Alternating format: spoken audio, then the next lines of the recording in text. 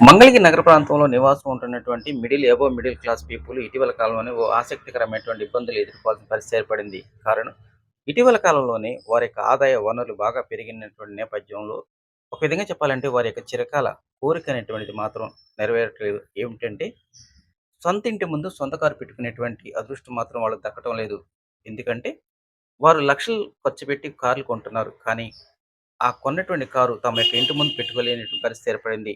ఎందుకంటే వారు ఉంటున్నటువంటి ఆ యొక్క నివాసం అనేటువంటిది కేవలం 12 అడుగులు, 15 అడుగులు, 20 అడుగులు కలిగినటువంటి రోడ్డులో ఉండటం వలన కనీసం కారు పెట్టుకునేటువంటి సదుపాయాలు లేకపోవడంతో ఎక్కడో 2, 3 కిలోమీటర్ల దూరంలో ఉన్నటువంటి అపార్ట్మెంట్లు పెట్టుకోవాల్సిన పరిస్థితి వచ్చిందని కొంతమంది అంటున్నారు. ఇదే సమయంలో మంగళగిరి నగరం నడిబొడ్డున సొంత ఇల్లు ఉన్నప్పటికీ ఎప్పుడో తాతలు కట్టినటువంటి ఆ యొక్క బిల్డింగులను అలా వదిలేసి నగరానికి దూరంగా ప్రశాంతమైనటువంటి వాతావరణంలో నివాసం ఉండటానికి అపార్ట్మెంట్లు, విల్లాస్ కొనుగోలు చేస్తున్నారు. ఇదంతా ఒక ఎపిసోడ్. ఇక మంగళగిరి ప్రాంతంలో ఉద్యోగరీత్యా, వ్యాపార రీత్యా ఎక్కువ మంది నివాసం ఉండడానికి ఇక్కడ ఆసక్తి చూపిస్తున్నారు. అదే సమయంలో ఇతర ప్రాంతాల నుంచి వచ్చేటువంటి వీరందరికీ ఈ ప్రాంత ఇంటి యజమానులు మాత్రం చుక్కలు చూపిస్తున్నారు. అద్దెలు విపరీతంగా పెంచేస్తున్నారు అంటున్నారు. ఇతర ప్రాంతాల నుంచి వచ్చినటువంటి ఉద్యోగస్తులు. ఏం జరిగిందో తెలీదు. సదుపాయాలు తక్కువ. రెంట్లు మాత్రం ఎక్కువ అంటున్నారు. ఒక విధంగా చెప్పాలంటే మెట్రో రేంజ్ అంటే హైదరాబాద్, కూకట్పల్లి అదేవిధంగా దిల్‌సుఖ్ నగర్ లాంటి ఏరియాలో ఉండేటువంటి డబుల్ బెడ్‌రూమ్ రేట్లు మాత్రం మంగళగిరి నగర శివారులో చెప్పేస్తూ ఉన్నారు. ఇటీవల కాలంలోనే మంగళగిరి నగరానికి దూరంగా gated community, luxury apartment culture బాగా పెరుగుతోంది. ఉన్నటువంటి తక్కువ మోతాదులో ఈ లగ్జరీ అపార్ట్మెంట్‌లకు మాత్రం ఎక్కువ మంది ఆసక్తి చూపిస్తున్న నేపథ్యంలో రెంట్లు కూడా విపరీతంగా పెంచేస్తున్నారు అంటున్నారు. హైదరాబాదు, వైజాగ్ నుంచి వచ్చినటువంటి ఉద్యోగస్తులు. ఇది ఒక విధంగా మిడిల్ క్లాస్ పీపుల్‌కి మాత్రం ఇబ్బందికరమైన పరిస్థితులు ఎదుర్కోవాల్సి వస్తుందంటున్నారు. మంగళగిరి నగరం చుట్టూ ఇప్పటికే ఐటీ కంపెనీలు, అదేవిధంగా అంతర్జాతీయ ప్రమాణాలు కలిగినటువంటి జాతీయ స్థాయిలోని మంచి పేరున్నటువంటి ఎయిమ్స్ హాస్పిటల్ ఒకవైపు, వివిధ ప్రాంతాల్లో ఉన్నటువంటి హెచ్ఓడీలు ప్రభుత్వ కార్యాలయాలన్నీ మంగళగిరి నగరం చుట్టూ ఉండడంతోనే ఎక్కువ మంది తప్పని పరిస్థితుల్లో ఈ నగరంలోనే నివాసం ఉండాల్సిన పరిస్థితి ఏర్పడింది. బయట నుంచి రావాలన్నా కానీ రెంట్లు బాగా అధికంగా ఉండటం వలన వాళ్ళు చిన్న చిన్న ఎంప్లాయీస్ కానీ వాళ్ళు చాలా ఇబ్బంది పడుతున్నారు. ఒక డబుల్ బెడ్రూమ్ ప్రైస్ 15,000 నుంచి 20,000 దాకా నడుస్తుంది.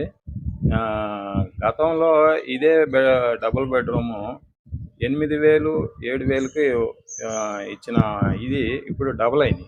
గ్రేటెడ్ కమ్యూనిటీ పరిస్థితి ఎలా ఉందండి?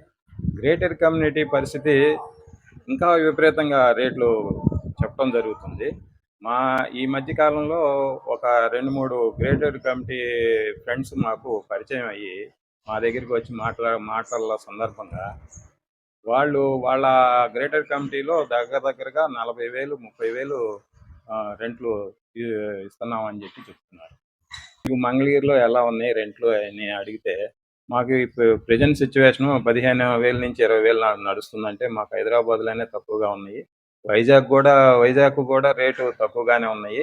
కానీ ఇక్కడ మంగళగిరిలో కేవలం ఎందుకు అంత రేట్లు ఎక్కువగా ఉంటున్నాయి అని వాళ్ళు చెప్పడం జరుగుతుంది. మంగళగిరిలో కూడా అన్ఎక్స్పెక్టెడ్గా పెరగటం కూడా మాట వాస్తవం.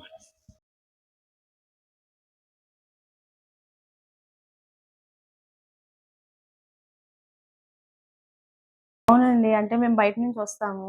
రెంట్‌లో ఉండాలంటే కొంచెం ఇబ్బందవుతుంది. ఎక్కడికెళ్ళినా గానీ 15,000, 20,000 అట్లా చెప్తున్నారు. మా ఎంప్లాయీస్‌కి కొంచెం ఇబ్బందిగా ఉంది.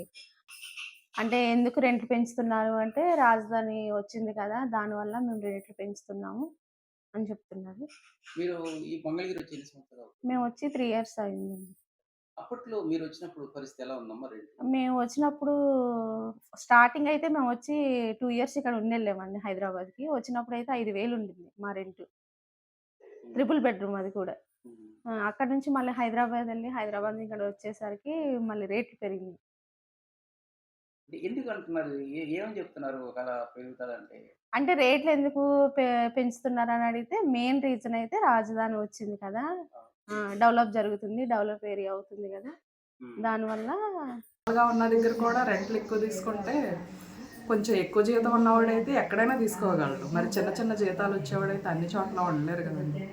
కొంచెం అందరికీ మంచిగా ఉండేటట్టు అయితే బాగుండేది అనేది నా అభిప్రాయం. అద్దె విషయంలో నిజంగా అలాంటి ఫెసిలిటీస్ ఇక్కడ ఉన్నాయనుకుంటున్నారా? లేదు, ఫెసిలిటీ పరంగా అయితే ఏమీ లేదు, కానీ రెంట్లు అయితే ఎక్కువగా అనిపిస్తున్నాయి. అవన్నీ ఉండి రెంట్ పెరిగితే పర్వాలేదు, కానీ అలా ఏమీ లేదు కదా. ఓకే, రెంట్కి తగ్గట్టు ఫెసిలిటీస్ కూడా లేవు. లేదు.